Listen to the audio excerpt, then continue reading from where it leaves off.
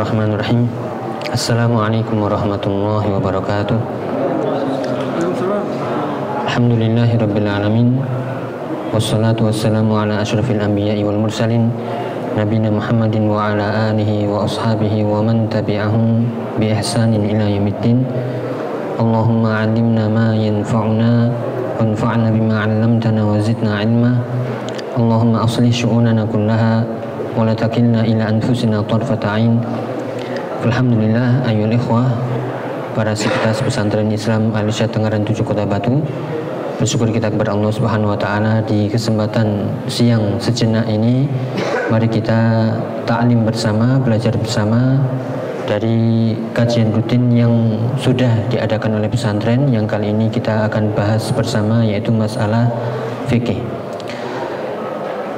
Para sivitas yang dirahmati Allah taala, sejenak murojaah dari kemarin yang sudah pernah kita bahas dari pembahasan toharoh. Toharoh ada dua, yaitu ma'nawiyah. Ini masuk dalam pembahasan akidah. Hati kita harus bersih dari syirik, bid'ah, maksiat dan penyakit-penyakit hati yang lainnya. Kemudian ada toharoh hissiyah, yang ini masuk di pembahasan kita di masalah fikih. Di situ ada dua, ada toharatun hissiyah minal hadath dan minan najasah. Toharoh hissiyah secara hissi, yaitu ada pembahasan bersih dari hadath dan bersih dari najis. Yang ini menjadi syarat sahnya sholat. Di antara syarat-syarat sahnya sholat yaitu bersih dari hadath dan najis. Kemudian hadath ini telah kita sebutkan adalah sesuatu yang melekat di sifat atau tubuh manusia yang enggak nampak, tidak terlihat. Ada hadath akbar, hadath besar, dan ada hadath asghar, hadath kecil. Hadath akbar itu bisa diangkat, dihilangkan dengan mandi besar. Sedangkan hadath asghar atau hadits kecil itu dihilangkan dengan berwudu.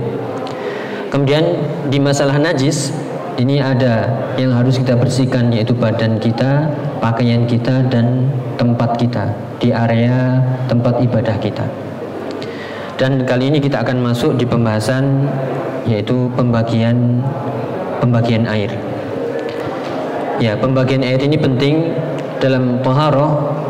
Itu biasanya kita menggunakan air sebagai media untuk toharoh, karena ini asalnya atau hukum asalnya. Ketika air hilang, di situ ada penggantinya, yaitu media tanah atau yang kita kenal dengan tayamum.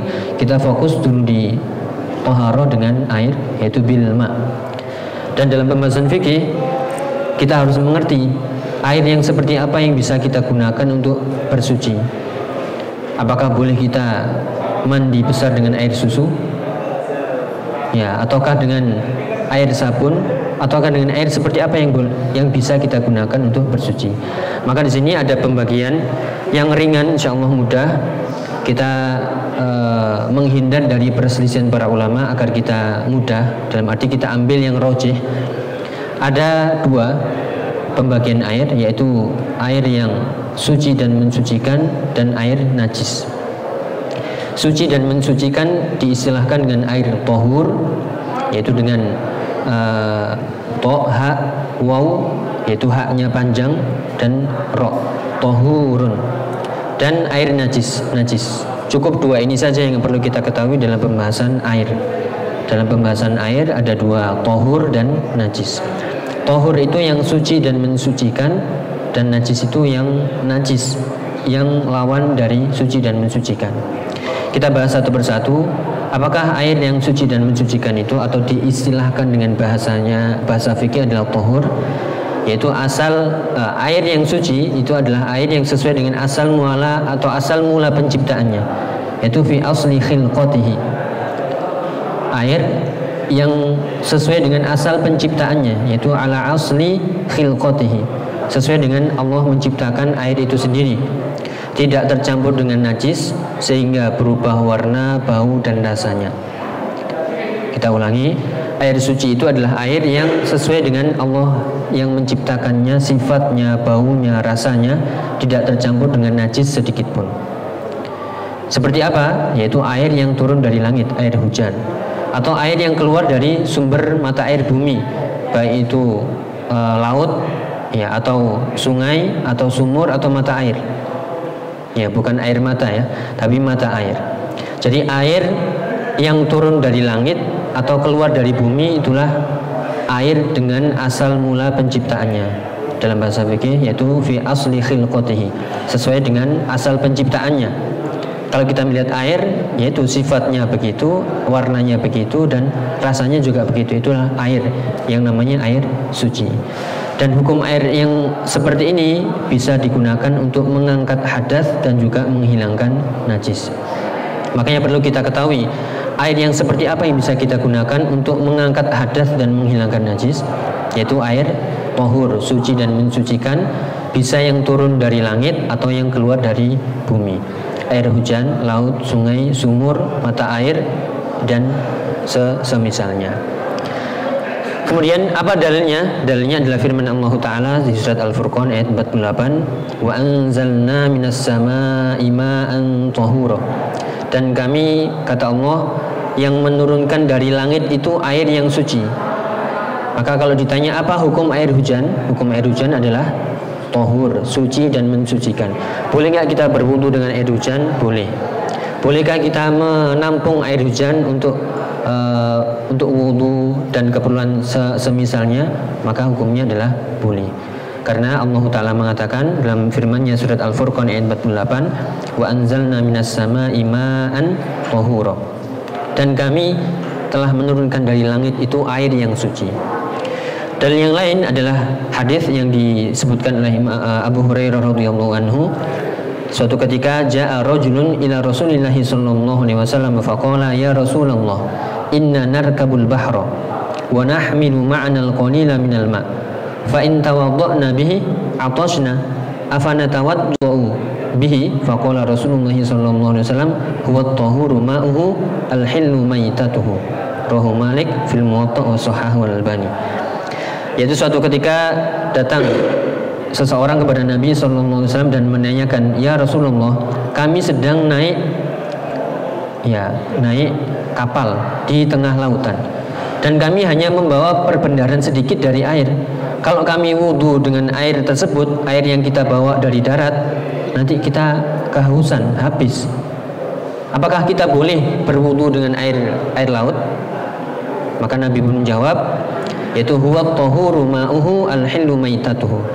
Air laut itu yaitu tahur, suci dan mensucikan airnya, wal hillu maitatuhu, bahkan bangkainya pun ya halal. Ya, bangkai laut itu halal. Apa saja hidup di air itu halal. Maka di sini Nabi SAW menjawab dengan dua faedah, yaitu memberikan faedah dari air itu dan juga memberikan faedah dari apa saja yang ada di air itu, yaitu air laut itu sendiri. Nanti ada pembahasan al-hillu maitatuhu, ini masuk di bab makanan dalam fikih. Apakah setiap yang hidup di air itu halal, meskipun itu anjing laut, babi laut, ya, itu anjing laut, babi laut, atau singa laut, apakah itu halal? Atau putri duyung misalnya? Enggak ada. Nanti kita masuk di pembahasan at-tahuru ma'uhu, yaitu yang kita bahas adalah airnya. Maka dari sini para ulama menyebutkan air laut itu suci. Jadi boleh berwudu dengan air laut. Dan juga air-air yang yaitu keluar dari bumi, dari sumur, ya, mata air dan sejenisnya. Itu dalil yang menyebutkan bahwasanya air-air suci itu bisa yang turun dari langit atau yang bersumber dari bumi. Maka di sini keadaan air itu yang perlu kita ketahui juga, air itu keadaan sifat asli air itu tahur, ya, tahurun, itu suci dan mensucikan. Dan tidak akan berubah kesuciannya dengan misalnya kita menyimpan air itu di bak ataupun di bejana ataupun di tempat penampungan air, berdiam lama. Apakah nanti lama-kelamaan berubah kesuciannya atau hilang kesuciannya? Maka kita katakan tidak. Atau berdekatan dengan sesuatu yang najis, hanya berdekatan saja. Atau bercampur tapi dengan sesuatu yang suci, misalnya ketika ditaruh di tandon begitu, lama-lama ada lumut yang tumbuh di situ. Ketika kita wudu, loh kok ada lumutnya? Ya, apakah ini boleh digunakan untuk wudu? Maka jawabannya adalah tetap boleh. Makanya di sini ada pembahasan lanjutan bagaimana jika air suci itu bercampur dengan benda suci yang lainnya. Yaitu jika air suci itu bercampur dengan benda suci yang lainnya. Di sini ada 3 keadaan atau 3 pembahasan. Jika air suci itu bercampur dengan benda suci tapi tidak berubah warnanya sama, tetap, baunya juga tetap, rasanya juga tetap, maka air itu tetap dikatakan air suci dan mensucikan, boleh untuk wudu. Ya, misalnya ada air tandon banyak jumlahnya atau volumenya, kemudian ada sedikit saja yang masuk dan tidak berubah warna, bau dan rasanya, maka ini tetap dikatakan suci. Atau kolam renang, di situ ada yang memasukkan lumpur 1 sendok misalnya, apakah berubah? Ya, tetap tidak. Warna, bau dan rasanya, maka tetap dikatakan air suci. Kemudian bagaimana jika bercampur dengan benda suci tapi berubah? Bahkan namanya pun berubah. Ini yang sering dibahas, yaitu dengan istilah tohir. Tadi kita tidak memasukkan jenis air, pembagian air dalam air tohir, karena ini bukan masuk dikatakan air. Yaitu misalnya kita di gelas ini air bersih, air sesuai dengan penciptaannya, warnanya, baunya dan rasanya murni, seperti itu, air murni. Kemudian kita masukkan kopi. Ya, kita masukkan kopi. Kemudian ini berubah menjadi air kopi atau menjadi kopi. Ya, atau ketika kita masukkan teh, ini air teh atau teh? Ya, tetap kita mengatakan teh atau air teh. Tolong bikinkan air teh atau tolong bikinkan teh. Atau tolong bikinkan kopi. Ya, tolong saya buatkan kopi atau tolong saya buatkan air kopi. Ya, makanya nama air itu sudah tidak ada, sehingga dikatakan di sini air itu sudah berubah nama aslinya, bukan lagi dinamakan air. Maka air yang seperti ini sudah berubah, bukan air lagi, tapi namanya menjadi tohir, hanya suci saja. Makanya menjadi teh, menjadi kopi, susu, jus dan lain sebagainya. Jadi air yang sudah berubah nama aslinya dengan dicampur dengan benda suci, maka itu dinamakan tohir, suci, boleh kita minum, ya, akan tapi tidak bisa digunakan untuk bersuci. Maka itulah bedanya antara tohur dan tohir. Jadi kalau ada yang bertanya, saya habis mandi susu, habis malam pengantin ya misalnya, ini siang-siang biar gak ngantuk, kemudian di hotel disiapkan mandi susu, mandi jinabah, mandi besar, apakah hilang hadas besarnya? Belum, dia mandi susu saja, harus dibilas dengan air yang murni, air yang bersih. Maka tidak bisa bersuci dengan teh, kopi, susu dan lain sebagainya. Kemudian jika bercampur dengan benda suci tapi berubah salah satu sifatnya, warna, bau dan rasanya, akan tapi tetap dinamakan air, maka ini tetap kita namakan air, boleh bersuci dengannya. Misalnya tadi ketika tandonnya tadi ada sedikit lumpur, pas kita buka ternyata ada lumpurnya dikit-dikit, nggak ada masalah. Atau terkena pas kita mandi ada sabun yang masuk di situ sedikit, nggak ada masalah. Tetap dikatakan itu air, bukan untuk ya, Afan ya, pakai bahasa Jawa, bukan untuk. Kalau untuk atau busa itu sudah bukan air lagi. Kalau itu sudah nggak bisa dijadikan bersuci. Maka jika masih tetap dinamakan air, meskipun ada campuran sedikit, meskipun ada berubah warna, bau dan rasanya sedikit saja, tidak merubah asli penamaannya, maka tetap dinamakan air suci dan boleh kita berwudu, bersuci dengannya. Atau misalnya air terkena pewarna, maka di sini tetap dinamakan air suci. Kemudian pembahasan berikutnya, bagaimana kalau dengan air sisa wudu? Ini kita kasih gambaran. Air sisa wudu itu bukan berarti misalnya kita wudu berkumur, ya airnya kita tampung. Kemudian ya bekas ingus kita tampung di situ, bukan. Yaitu kita ambil bejana gitu, kemudian kita ambil, ini kan kita habis bersuci nih. Kemudian kita masukkan tangan lagi kita di situ. Mandi, kita masukkan tangan lagi. Jadi ada sisa-sisa di situ. bukan sisa dari mulut kita atau dari yang keluar dari anggota tubuh kita. Akan tapi sisa-sisa itu apakah boleh digunakan untuk bersuci? Maka jawabannya adalah boleh. Karena ada hadis Nabi sallallahu alaihi wasallam yang mengatakan innal ma'a tahurun la yunajjisuhu syai'un. Sungguhnya air itu suci dan mensucikan dan tidak ada yang menajiskan pun sedikit pun. Ya, yang penting warna, bau dan rasanya itu tetap seperti asal penciptaannya, maka tetap dinamakan air suci. Dan inilah yang sering menjadi polemik. Bagaimana kalau airnya itu kurang dari 2 kullah? Ya, anggapannya itu kullah itu 1 bak mandi gitu. Ya, kalau kita memakai hadis itu atau memakai pemahaman itu, kita akan susah. Misalnya kita ya di pondok pesantren ini masuk kamar mandi, ada air cuma 1 ember, kurang dari 2 kullah. Ya, kalau kita memakai hadis 2 kullah, maka nggak bisa wudu pakai ini karena airnya ya, karena dalam hadis yang di situ diperselisihkan kesahihannya, yaitu idza kana al-ma'u qullataini lam yahmilul khabath. Artinya kalau air itu lebih dari 2 kullah itu bebas dari najis. Tapi kalau kurang dari 2 kullah berarti di situ ada najis. Padahal di sini terbantahkan dengan hadis yang sahih, itu innal ma'a tahurun la yunajjisuhu syai'un. Air itu suci dan tidak ada yang menajiskan pun sedikit pun. Selama warna, bau dan rasanya itu tetap seperti air penciptaannya, maka boleh digunakan untuk berwudu.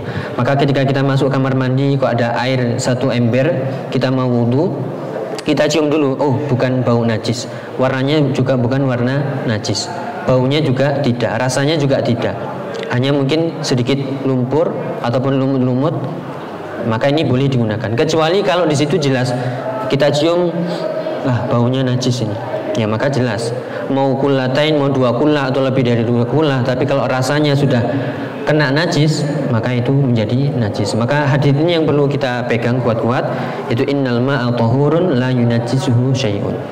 Demikian juga halnya ini ketika air itu terdapat di sumur. Ya, sumurnya sudah lama sekali, di situ mungkin ada masuk hewan, masuk ini, tapi kalau kita ambil airnya dan sifat warna, bau dan rasanya seperti air murni, maka innal ma'a tahurun la yunajjisuhu syai'un. Itulah pembahasan dari air suci. Yang terakhir yaitu air najis.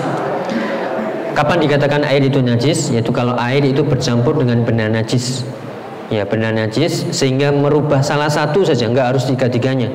Kalau sudah ada air, warnanya berubah karena najis, atau baunya berubah karena najis, atau rasanya berubah karena najis, maka di situ air itu najis dan nggak bisa digunakan untuk bertoharoh atau kebutuhan kita lainnya.